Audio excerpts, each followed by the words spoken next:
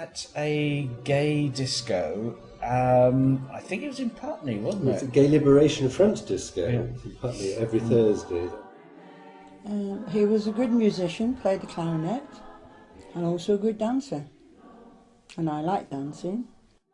Well, I walked into the room and sat down, and she walked onto the stage, and my heart just, I couldn't hardly breathe.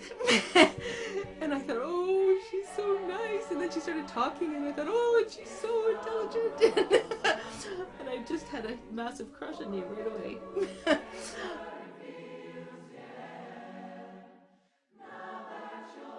Oh, he had a motorbike, so that probably. I had a small Triumph motorbike, and we used to go out on that into the countryside in Hampshire, and Anne used to come on the back, which she liked.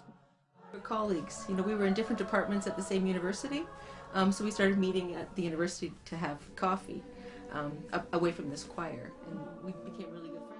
I got a phone call on the Thursday saying, I'm coming down from Cardiff to see you in London on Saturday, and I'd made other arrangements. And I thought, oh my goodness, this guy must really like me. So I literally went to meet him at Paddington the Friday evening. We had an hour together, and he went and spent it at his parents on London. So I thought, oh, he'd come to London just to see me. So the following weekend was our official first date, and we went to the Black Cat, as you do. We were actually in Paris. She was going to run the Paris Marathon, and we were having a, classic romantic night walking around in Paris.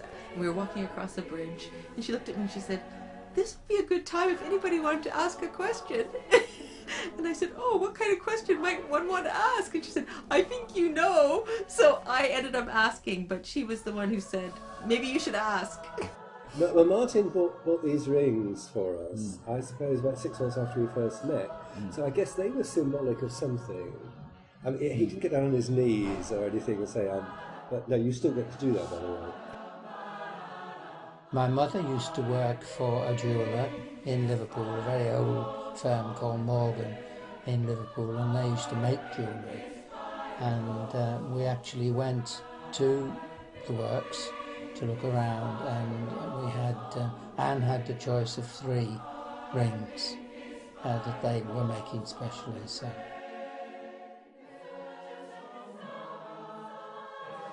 in a way, we had our closest friends with us, and it was the state acknowledging our relationship after so long. And I wouldn't want to live with anybody else. He's my best friend, and he's bright, and well, except when choosing partners, and he still surprises me.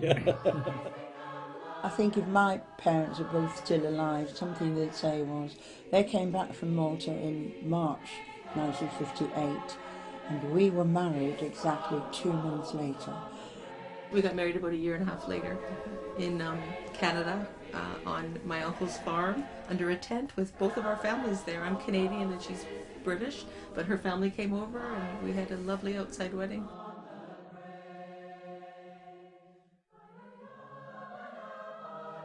I think only twice in my life have we had a row, and my way of getting around that was to go off in the car and sit on a hill top.